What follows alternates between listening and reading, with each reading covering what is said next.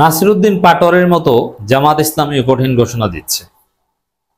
দর্শক, নাসিরউদ্দিন পাটোয়ারি কি ঘোষণা দিয়েছিল? ফেব্রুয়ারিতে নির্বাচন হবে না। দেখেন, নানান কথা বলা যায় যে ফেব্রুয়ারিতে নির্বাচন সুষ্ঠু হবে না বলে আমরা আশঙ্কা প্রকাশ করছি, ফেব্রুয়ারিতে নির্বাচন জনগণ মানবে না মনে হচ্ছে, যে ফেব্রুয়ারিতে নির্বাচনে আমাদের অংশগ্রহণ আমরা পুনর্বিবেচনা করব, ফেব্রুয়ারিতে নির্বাচন আমরা অংশগ্রহণ করব না, এরকম নানান ভাষায় বলা যায়। কিন্তু নাসিরউদ্দিন পাটোয়ারি এইসব ভাষায় বলেন না। নাসিরউদ্দিন পাটোয়ারি মানে আগুন। নাসিরউদ্দিন পাটোয়ারি বাংলাদেশে ব্যতিক্রমী রাজনীতিবিদ। তিনি বলেন কিভাবে যে ফেব্রুয়ারিতে কোনো নির্বাচন হবে না, অ্যাজ ইফ যে তিনি প্রধান উপদেষ্টা, তিনি প্রধান নির্বাচন কমিশনার। কিন্তু না, নাসিরউদ্দিন পাটোয়ারি সিইসি কিংবা প্রধান উপদেষ্টা কিছুই না। তাহলে এরকম অথরিটি নিয়ে কথা বলার সার কথা হচ্ছে, এটা হচ্ছে বিপ্লবী চরিত্রের বৈশিষ্ট্য। রাজনীতিতে নাসিরউদ্দিন পাটোয়ারিকে অনেকে ডারবি নাসির বলছে, অনেকে বেয়াদব বলছে। বিএনপির অনেক নেতা বলে না যে বেয়াদবি করবে ছোট ছোট ছেলেরা, এটাই হচ্ছে তারা বড় নেতা হবে। ওই যে বুইরা বুইরা বুইরা খাটাস নেতারা যারা বাচ্চাদেরকে বাচ্চা বলে কটাক্ষ করে, ওদের মরার বয়স হয়েছে। আগামী দিনের বাংলাদেশের নেতাই নাসিরউদ্দিন পাটোয়ারিরা। ইতিহাসে যারা মহানায়ক হয়েছে, যেমন আপনি যদি হোসেন শহীদ সরওয়ার্দীকে দেখেন, মৌলানা ভাসানীকে দেখেন, শেখ মুজিবকে দেখেন, তারা যে পথে হেঁটেছিলেন নাসিরউদ্দিন পাটোয়ারি বুঝে শুনে ওই পথে হেঁটেছেন। যেমন আপনি যদি শেখ মুজিবকে দেখেন, শেখ মুজিব অনেক বড় নেতা হয়েছিল, এতে কোনো দ্বিমত নেই। শেখ মুজিব আকাম করে তার অতীতে সব অর্জন আকামের কারণে ম্লান হয়ে যাবে। আমরা শেখ মুজিবকে কোনো অর্জন নিয়ে কোনো কৃতিত্বই দিতে চাই না। শেখ মুজিব ইজ ধ্বংসা, কারণ তিনি বাকশাল কায়েম করে বিপ্লবীদের হাতে প্রাণ দিয়েছিলেন। অতএব বাকশালী শেখ মুজিব অতীতে কি করেছিল ওটা কিছু না। তাহলে আব্দুল্লাহ ইবনে উবাইকেও সম্মান করতে হবে, কারণ তারও অনেক ভালো দিক আছে অতীতে।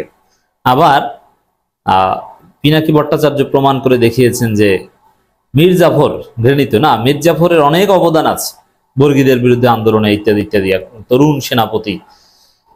অথচ মির্জাফরই করার কারণে তাকে কেউ রেসপেক্ট করে না। ঠিক তদ্রুপ শেখ মুজিবকে যদি আওয়ামী লীগ কোটি কোটি টাকা খরচ না করে এভাবে গ্লোরিফাই করতো, তাহলে শেখ মুজিবের চরিত্র হতো ওই মির্জাফরের মতো, হোয়াট এভার। ওই মির্জাফর শেখ মুজিব যাই বলে না কেন, শেখ মুজিব যেভাবে বড় নেতা হয়েছিলেন, যে কোয়ালিটি ছিল তার, নাসিরউদ্দিন পাটোয়ারির ওই কোয়ালিটি আছে। যেমন শেখ মুজিব মৌলানা ভাসানী, সরওয়ার্দী এদেরকে সালাম করতেন, বডিগার্ড ছিলেন।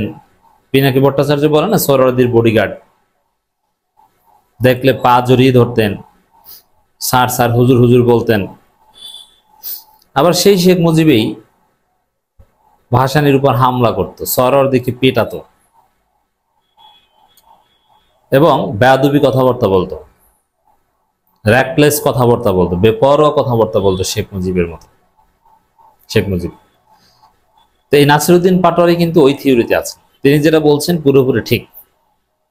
কক্সবাজারে গডফাদার বলা, লুৎফুজ্জামান বাবরকে নিয়ে কথা বলা, কিংবা ফেব্রুয়ারিতে নির্বাচন হবে না এই কথা বলা, এটা মহান কথা। নাসিরউদ্দিন পাটোয়ারি যে আসলেই বড় কিছু হতে যাচ্ছেন তার আলামত এটা। সেই নাসিরউদ্দিন পাটোয়ারির মতো হ্যাডম নিয়ে কথা বাংলাদেশে অনেকেই বলতে পারে না। নাসিরউদ্দিন পাটোয়ারির মতো হ্যাডম নিয়ে কথা এখন তারেক রহমানও বলতে পারে না, ডাক্তার শফিকুর রহমানও বলতে পারে না, এমনকি নাহিদ ইসলামও বলেন না। Nasiruddin Patwari one piece. এই নাসিরউদ্দিন পাটোয়ারির সুরে কথা বলা শুরু করেছে জামাত ইসলামী। এটা তাৎপর্যপূর্ণ।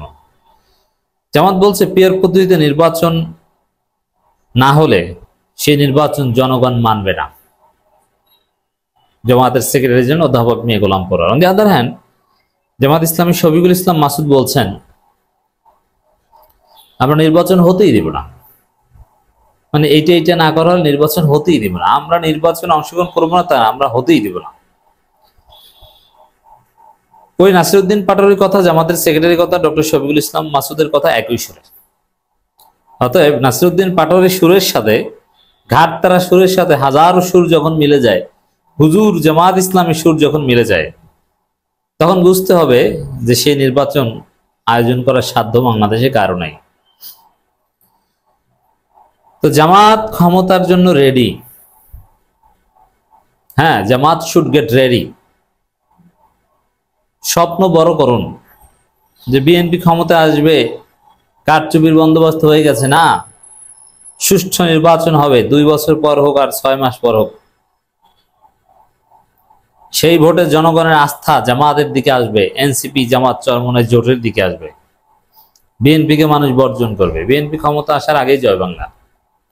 বিএনপির চাইতে আওয়ামী লীগের জনপ্রিয়তা এখন বেশি। আপনি সুষ্ঠু ভোট হলে বুঝবেন যদি আওয়ামী লীগকে অংশগ্রহণ করতে দেওয়া হয়। আই চ্যালেঞ্জ, বিএনপির চাইতে আওয়ামী লীগের ভোট এখন বেশি।